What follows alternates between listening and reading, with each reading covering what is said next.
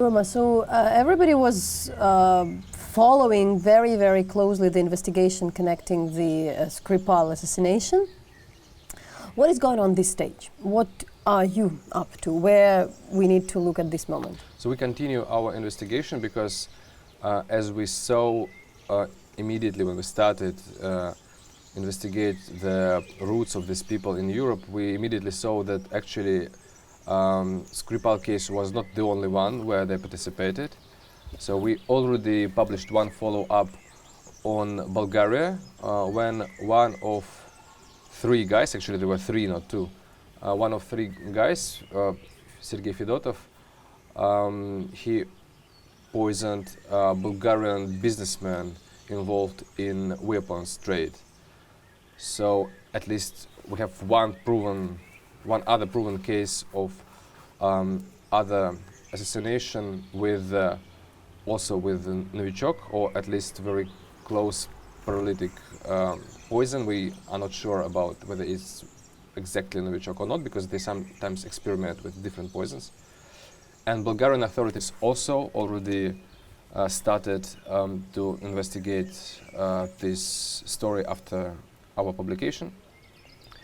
And now we are going on, continuing investigating other stories in Europe involving these three guys. So I can't now, before we will publish these parts, say precisely what countries and what institutions were involved, but I know that there, for example, with Fedotov, there were at least two other operations where he participated. What happening to them? You know, they've become known, their names of Petrov, Boshirov, Chepiga, whatever you call it, and you know, say Fedotov. Do we understand what's going on with them so far? Are they kind of moved somewhere?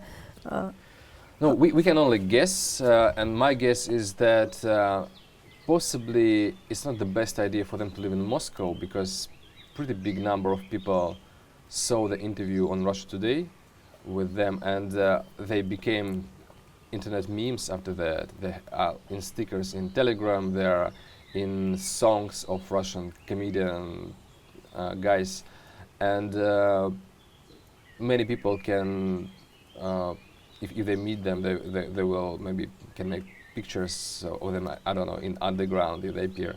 So my guess would be that they are now living somewhere in faraway city in Russia, got their pension from Ministry of Defense, and well, I think that it's in the government's interest to protect them and to give them this pension, because a lot of other Russian agents are also very interested in what's happening if you fail, and that would be very unpleasant for them if something bad happens to Boshirov, Petrov and Fedotov. So I think actually that was one of the reasons why they appeared on Russia Today, to prove that they are still alive. So yeah, I think that they are living their private life somewhere in a small Russian city.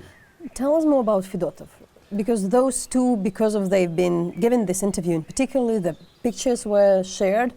What do we know about this person? Well, I think Fedotov is a little bit more interesting than Boshirov and Petrov, because he seems to be a little bit more high-ranking person, because he was not present in Salisbury. He controlled the operation from London. We suppose that he also visited Russian embassy there. So I think he was in control of this operation and in control of other operations in other European countries. With what evidence you have for this? We are going to publish some evidence. But so far, how we can connect? Well, so far we have tickets on airplanes that he bought together with Boshirov and Petrov, not only in London but also in other cities like in Prague. So we see that he traveled together with some of them. Also, we see that his passport number is also from so-called GRU series, because these foreign passports were printed, which is very silly, of course, were printed by series. So like for 100 of people, they are in direct order. So just changing the last number in passport of one GRU guy, you will find another GRU guy. So that's how we know that he is from GRU, which is Russian military intelligence. And we now obtain some more information about him, which can give us understanding not only in what countries he was present, but also how, with whom he communicated and where exactly he was. So that's how I think that we will get some more information about other operations in Europe. And Fedotov is his real name on this, or this name in this passport? Because I always mix this, because his one name is Fedotov, his other name is Sergeyev, both simple Russian names, so I always mix them in my mind. But yes, he also has his real name, his real biography, which was already published. So he also served as a military guy and also studied in so-called academia. It's the military academy is a place where people from military background can get a higher education to become a GRU officers. So that is very similar career to all other GRU agents in Europe. But his roots in his travels in different countries, not only European countries, but also Tajikistan, also some Middle East countries, makes us think that he was a little bit more prominent than other agents who usually have their own region where they operate, or some concrete task they usually do. So I think that he was a little bit more high-ranking. And please remind how it happened that he was not first mentioned. Yes, so do we have the reasons to believe that his role was a bit different, in particularly like into traveling to Salisbury, or just organizing the trip of the others? Yes, so he wasn't in Salisbury, he was in London during when it happened. So that's why I think he was controlling the operation. While in Bulgaria, he was in the same hotel with his victims, so he was at least following the guy. It was a businessman, Gebrev. Actually, not only him, but also his relatives, and one of his colleagues was also poisoned. So there must have been several agents. So it's again a big operation. So yeah, I think that he was in charge of controlling all of that, while Boshirov and Petrov were just people who were used to make this poison and to give this poison. And we have this case. It's very prominent globally. But do you think these three, or do we have any reasons to say that this is quite a unique group? Like, like this is this kind of top assessing group which is dealing with different issues in Europe, or this is just the way the GRU operate, and there are many of this kind of groups. So how can we guess that this is something kind of a general type of their work, or that there are maybe many of this kind of? Yes, this is a very interesting question, because when we started to publish our first parts of an investigation, everybody was so impressed how unprofessionally it was done, how easy it is to disclose GRU agents. But it depends on actually how many cases have there been before, because if it is like these two cases in Salisbury and Bulgaria are two of several, it is not the same than if it is two of, I don't know, 20 or 30, right? Because if there are dozens of them and we know only about two, that means that they're actually pretty professional and pretty effective. So that's what we also want to understand now, how many suspicious deaths there were in Europe. So that we actually know about like dozens of suspicious deaths, but how many of them are really suspicious, and how many people just really had heart attacks, because they sometimes also happen, right? So it is very difficult to analyze, because we want some evidence, not just publications in like British tabloids who report about like dozens of suspicious deaths in just in London. What we can do is check those GRU agents that we already know and try to compare their trips with some suspicious cases, because that can give us some understanding. Particularly how the decisions are made, to what extent they're connecting on the Kremlin leadership, to what extent they might be independent in what they're doing, and how it's all connected to all other law enforcement agencies in Russia. Yes, there is a very big difference between GRU and FSB, for example, because FSB is a very, very complicated structure where there are a lot of people who have their own games, I would say.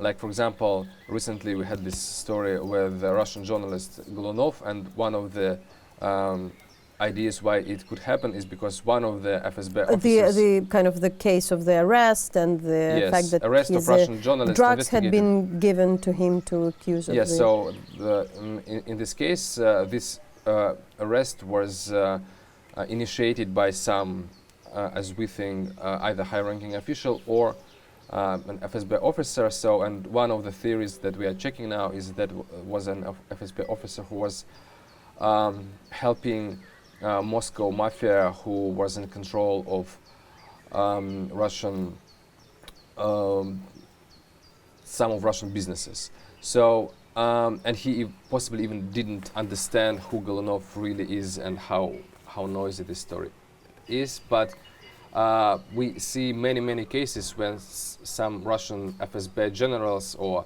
colonels are in control of some areas of some businesses, and they act like mafia bosses, but now they are absolutely untouchable.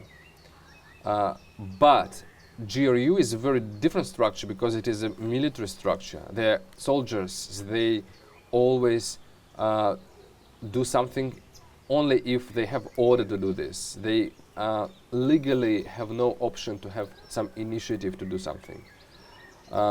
Of course, if they are ordered to do something, they can decide how exactly they will provide this operation, but they cannot make decision to kill somebody without order from above. And if it is a very big case, like Skripal case is of course very big, because everybody must have understood that this will have some resonance if they are disclosed.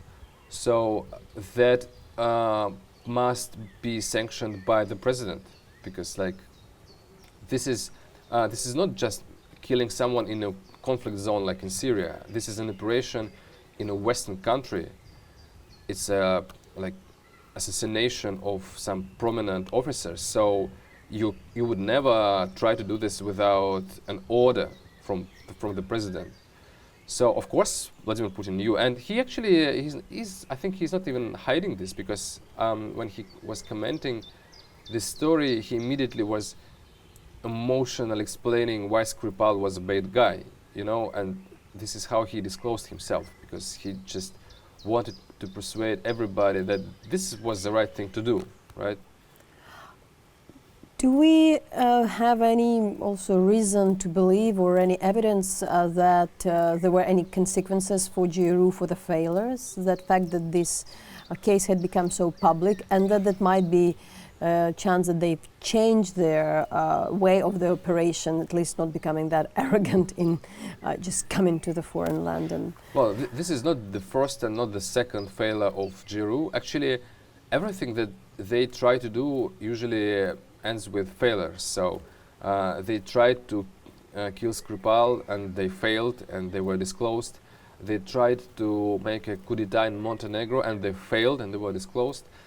They brought some weapons to Donbass to shoot military airplane, and they shot a wrong airplane and were disclosed. They have the unit for hackers, and they hacked many countries, but eventually they were disclosed, and we know now their surnames. All of them are now open to investigation, because dozens of people who were involved in this. So this is not the first, and I suppose not the last time. And our sources tell that also after this Skripal case, there was a very big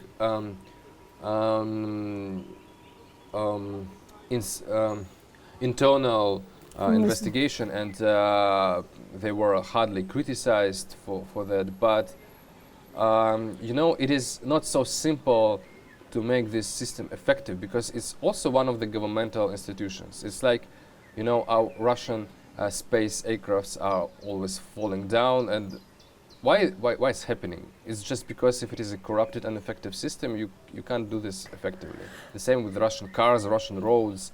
Why would Russian intelligence be different, right? In the case of Bulgaria, this murder of businessman connected to the weapon trade. It's poison. He wasn't murdered because he's also survived. He survived. One of failed operations. So the case of this assassination, or let's say an attempt to assassinate the businessman in Bulgaria who was connected to the weapon trade. When was it happening? What I would like to understand the period of time where this particular group was working and operating. It was in 2016 in spring, and one of the theories is that he could be assassin because he also sold some weapons to Ukraine. So I think it's pretty plausible, but there is also one good competitive theory is that also he had some deals in Syria, also providing some weapons to American allies in Syria who fought against Assad. So I think one of these reasons, or possibly both of these reasons, can explain why he became a target. But he had no other businesses except this weapon trade, so it couldn't be anything except this. Now we're looking at some of the, let's say, private, to what extent we can call the group of, as Wagner as a private, but some kind of groups are moving out of the region. It started with Syria, later there were some activities in Central Africa. There were talks about the Russian involvement in Venezuela. Some things were proven, so it's really happening, and it's quite a known case that Russia is moving towards other front lines. Do we also see that GRU is involved? Because everybody is now looking also very closely at Wagner Group, which kind of, what I also understand that every kind of private soldier who goes somewhere is connected to this group, but it can be somebody else. So are you looking at that? Yes, and what we learned from our investigation on MH17, when we found one of the person that we found was prominent GRU officer Ivannikov, who actually was in Donbass controlling all the situation during the conflict, and he also was one of those who brought the Buk missile system to Donbass. So what we learned from this investigation is that actually he was controlling also Wagner's group, and that we know that because people from Wagner's group personally said this in interview, that they know that this officer gave orders to Wagner himself. So we also see that in Syria, Wagner's group uses military infrastructure of Russian Ministry of Defense. So that all makes me think that actually it's not really a private group, it's just a group of combatants who are used by GRU to do some dirty job, to make Russia not responsible of failures, as in Deir Azor when these Wagners group soldiers were shot by American military helicopters, and dozens of people died there. But like Russia can say that like we are not involved, and like our people, Russian people, didn't suffer. And legally, like it's very difficult now to make Russia responsible for some things that some private guys are making. But it also creates some problem because, as this situation in Deir Azor showed, that possibly America wouldn't risk to kill some Russian soldiers. But if it's just a Wagner's group, why wouldn't they be shot, right? Because like no one cares. So this also has its disadvantages, and also one of the disadvantages is that they don't really control these people good enough, because they are very bad disciplined, they're not very good professionals. So possibly the murder of 3 Russian journalists in Central African Republic is the result of this lack of control, when these wild people who think that they have no red lines can do whatever they want.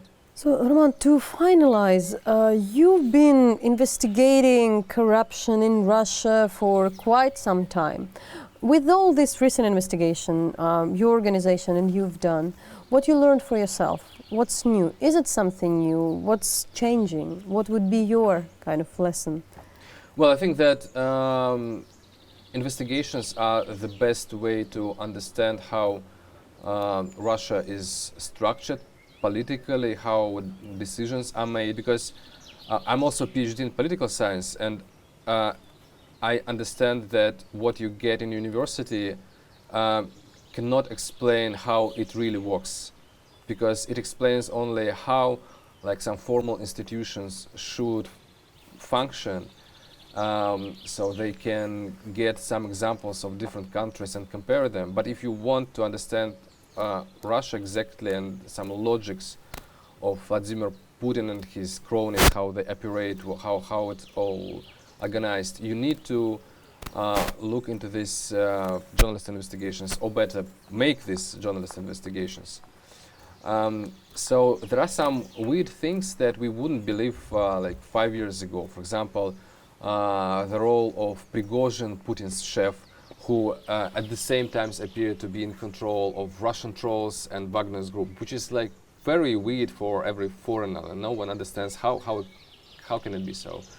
Or for example, Konstantin Malafeyev, who is kind of religious oligarch, but at the same time his helpers become leaders of independent republics of Donbass.